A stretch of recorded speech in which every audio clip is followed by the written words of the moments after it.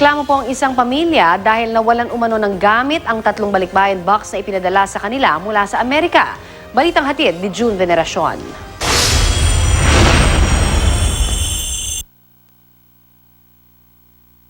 Tatlong balikbayan box mula sa kanilang nanay sa Amerika ang natanggap ng magkapatid na Emily Santos at Melody Catala nitong Nobyembre. Pero nang buksan, kalahati lang ang laman ng bawat kahon. Kaya nagtaka sila, kinontak ang nanay sa Amerika.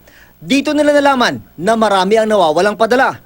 Merong merong may lotion, merong mga face towel, may pabango, hindi pili ang kinuha. Malinis daw ang pagkakagawa ng umano'y pangnanakaw. Walang senyales sa binuksan ng mga balikbayan box.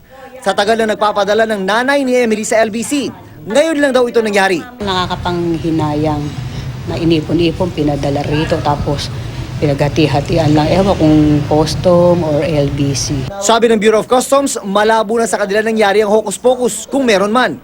Hindi raw kasi nagbubukas ang customs ng container ng mga balikbayan box, maliban kung may makita ang kahina-hinala sa x-ray inspection.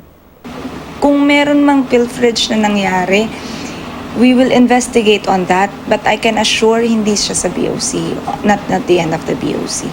Itinanggi rin ng LBC na may nangyaring hindi maganda sa panig nila.